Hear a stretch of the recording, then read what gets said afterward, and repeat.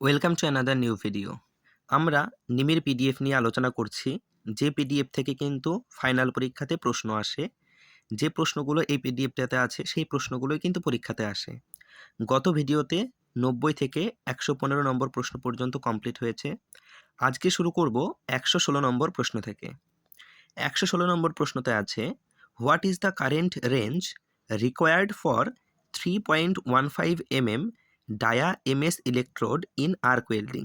3.15 mm ব্যাসের MS ইলেকট্রোডে arc welding করার জন্য আমরা যে কারেন্ট ব্যবহার করব সেই কারেন্টটা কত রেঞ্জের হবে, অর্থাৎ কতটা কারেন্ট ব্যবহার করব।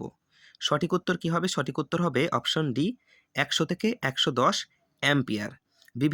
বিভিন্ন ব্যাসের পাইপের জন্য বিভিন্ন রকম আমাদের কারেন্ট নেব, সেটা একটা চার্ট আছে, এই চার্টটা তোমরা মুখস্থ করে নেবে, তাহলেই হবে। তাহলে এখানে সঠিক উত্তর হবে অপশন ডি, 100 থেকে 110 অ্যাম্পিয়ার। 117 নম্বর প্রশ্ন, what is the name of last bit of an discarded electrode. Last bit মানে হচ্ছে শেষ অংশ, বিট মানে হচ্ছে টুকরো বা অংশ বলতে পারো। লাস্ট বিট মানে হচ্ছে শেষ টুকরো, আর ডিসকার্টেড ইলেকট্রোড মানে হচ্ছে, ডিসকার্টেড মানে বলতে পারো তোমরা ক্ষয় হয়ে যাওয়া ইলেকট্রোড, হ্যাঁ, খারিজ ইলেকট্রোড। অর্থাৎ আমরা ইলেকট্রোড দিয়ে ওয়েল্ডিং করি এবং ওয়েল্ডিং করতে করতে একদম শেষ হয়ে আসলে একটু অংশ আমাদের ফেলে দিতে হয়, যে অংশটা আমরা ইলেকট্রোডের সঙ্গে লাগিয়ে রাখি, ইলেকট্রোড হোল্ডারের সঙ্গে লাগিয়ে রাখি, সেই অংশটা কিন্তু আমাদের ফেলে দিতে হয়। তো সেই অংশটাকে বলা হয় ডিসকার্ডেড ইলেকট্রোড। এই ইলেকট্রোডকে যে একটা নাম দেওয়া হয়েছে, সেই নামটা হচ্ছে স্টাব এন্ড।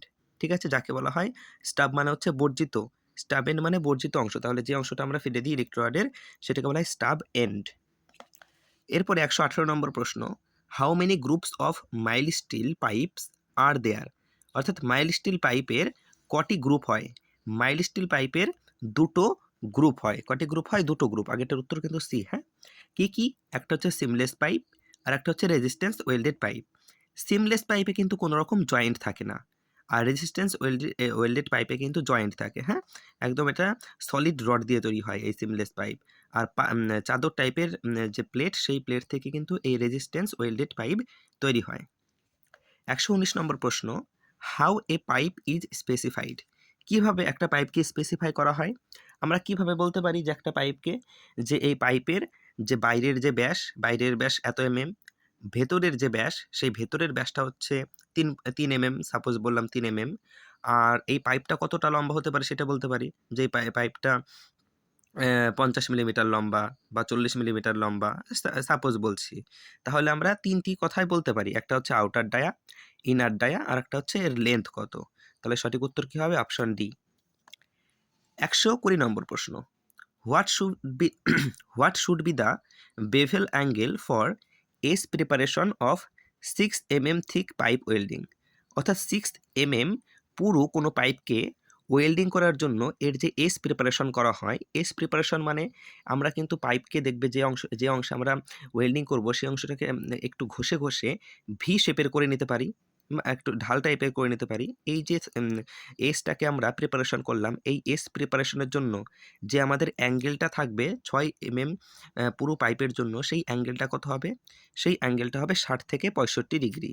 বিভিন্ন এর পাইপের জন্য, মানে পুরো পাইপের জন্য বিভিন্ন রকমের যে অ্যাঙ্গেল থাকে, 6 mm এর জন্য দরকার 60 থেকে 65। একটা চার্ট আছে, এই চার্টটা তোমরা দেখে নেবে, মুখস্থ করে নেবে, তাহলে সহজেই সব জানতে পারবে। 121 নম্বর প্রশ্ন, what is the purpose of copper coating on mild steel filler rod used in gas welding. অর্থাৎ গ্যাস ওয়েল্ডিংয়ে যে মাইল্ড স্টিল ফিলার রড ব্যবহার করা হয়, এই মাইল্ড স্টিল ফিলার রডের ওপরে কপারের কোটিং দেওয়ার উদ্দেশ্যটা কি? কপারের কোটিং দেওয়ার উদ্দেশ্য হচ্ছে যাতে ওই ফিলার রডের ওপরে আর কোনো জং ধরবে না। আমরা যদি কপারের কোটিংটা দিয়ে দিই ফিলার রডের উপরে, তাহলে আর কোনো জং ধরবে না। তাহলে সঠিক উত্তর কী হবে? রাস্ট প্রুফ, যার বাংলা হচ্ছে জং রোধক। পরবর্তী প্রশ্ন 122 নম্বর প্রশ্ন, what is the defect in the weld joint shown in figure. নিচের যে ছবি আছে, এই ছবিটিতে কোন ধরনের ডিফেক্ট বা ত্রুটি দেখা দিয়েছে? দেখো, যে ডিফেক্টটা দেখা দিয়েছে এটা হচ্ছে এই যে পেনিট্রেশন হয়েছে, এই পেনিট্রেশনটা কিন্তু একদম শেষ পর্যন্ত হয়নি। তাহলে কি? পেনিট্রেশনের অভাব, যাকে ইংরেজিতে বলা হয় ল্যাক অফ পেনিট্রেশন। তাহলে সঠিক উত্তর কত নম্বর হলো? Option D, lack of penetration বা পেনিট্রেশনের অভাব। ল্যাক মানে হচ্ছে অভাব বা কম। 123 নম্বর প্রশ্ন, which metal in welding process is subjected to weld decay defect. দেখো নিচে 4টে মেটালের নাম দেওয়া আছে, এর মধ্যে কোন মেটালের ওপরে এই ওয়েল্ড ডিকে ত্রুটিটা ঘটে। ওয়েল্ড ডিকের বাংলা যদি বলি তাহলে ওয়েল্ড ক্ষয় বলতে পারো, এই ওয়েল্ড ক্ষয় ত্রুটিটা ঘটে। সঠিক উত্তর হবে স্টেনলেস স্টিলে। কেন? কারণ স্টেনলেস স্টিলে কি কি থাকে? কার্বন আর ক্রোমিয়াম থাকে।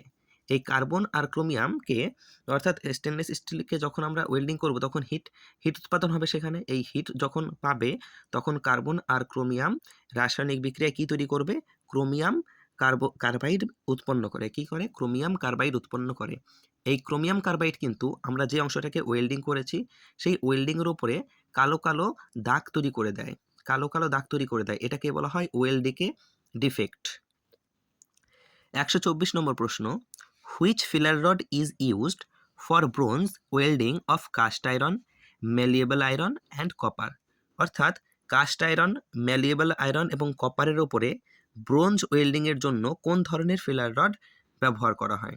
সঠিক উত্তর হবে option D, copper, zinc, nickel filler rod ব্যবহার করা হয়। 125 নম্বর প্রশ্ন, what does the third digit of AWS codification in EB 5426H JX represent। অর্থাৎ এই যে কোড দেওয়া আছে এই কোডটা কোথায় দেখতে পাও? এই কোডটা আমরা দেখতে পাই ইলেকট্রোডের উপরে দেখতে পাই। ইলেকট্রোডের উপরে কিন্তু এই কোড লেখা থাকে। এই যে কোড আছে এই কোডের প্রত্যেকটা লেটার বা প্রত্যেকটা নাম্বারের কিন্তু আলাদা আলাদা মানে আছে। এবার আমাদের প্রশ্নে বলে দিয়েছে যে থার্ড ডিজিটটা রয়েছে, থার্ড ডিজিট। তাহলে থার্ড ডিজিট কোনটা? 1 2 3, এই যে ডিজিট, এই থার্ড ডিজিট এখানে 2 আছে, তাহলে এই 2 এর বা এই থার্ড ডিজিটটাকে দিয়ে আমরা কি বোঝাই? এই থার্ড ডিজিট দিয়ে বোঝাই ওয়েল্ডিং পজিশন, যে সেই রড দিয়ে আমরা কোন পজিশনে ওয়েল্ডিং করতে পারবো। তাহলে সঠিক উত্তর কি হবে? Option D. দেখো এইখানে কিন্তু আমি নোটটা তৈরি করে দিয়েছি।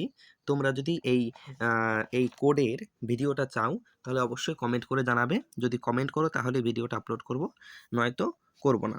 চলে যাই পরবর্তী নম্বর প্রশ্নে। 126 নম্বর প্রশ্ন, which accessory is used to protect the eyes during gas welding. Which accessory মানে কোন উপকরণ ইজ ইউজড ব্যবহার করা হয়, টু প্রোটেক্ট মানে রক্ষা করতে, দ্য আইস চোখকে, ডিউরিং গ্যাস ওয়েল্ডিংয়ের সময়। তাহলে গ্যাস ওয়েল্ডিংয়ের সময় আমাদের চোখকে রক্ষা করার জন্য আমরা কোন উপকরণ ব্যবহার করি? গ্যাস ওয়েল্ডিংয়ের সময় আমরা কালার গগল পরে নিই। তাহলে সঠিক উত্তর কি হবে? Option C, colour goggles. 127 নম্বর প্রশ্ন, what is the composition of acetylene gas. Composition মানে হচ্ছে সংযোজন। হ্যাঁ, তাহলে কি অ্যাসিটিলিন গ্যাসে কোন কোন কিসের সংযোজন থাকে? আমরা জানি অ্যাসিটিলিন গ্যাসে কার্বন আর হাইড্রোজেনের সংযোজন থাকে, যেখানে কার্বনের পরিমাণ থাকে 92.3% আর হাইড্রোজেন থাকে 7.7%। তাহলে সঠিক উত্তর হলো অপশন ডি। 128 নম্বর প্রশ্ন, what is the name of the flame শোন ইন ফিগার। দেখো নিচে যে ফ্লেমের ছবিটা আছে বলেছে এইটা কোন ধরনের ফ্লেম। গ্যাস ওয়েল্ডিংয়ে ফ্লেম উৎপন্ন হয়। গ্যাস ওয়েল্ডিংয়ে 3 ধরনের ফ্লেম উৎপন্ন হয়, একটা হচ্ছে নিউট্রাল ফ্লেম, একটা হচ্ছে অক্সিডাইজিং ফ্লেম আর একটা কার্বোরাইজিং ফ্লেম। নিউট্রাল ফ্লেম মানে কি? নিউট্রাল ফ্লেম মানে যেখানে অক্সিজেন আর অ্যাসিটিলিন সমপরিমাণে থাকে। অক্সিডাইজিং মানে যে ফ্লেমে অক্সিজেনের মাত্রাটা অ্যাসিটিলিনের থেকে বেশি মাত্রায় থাকবে। কার্বোরাইজিং মানে যেখানে অ্যাসিটিলিনের মাত্রা অক্সিজেনের তুলনায় বেশি থাকবে। এইবার আমরা বুঝবো কিভাবে?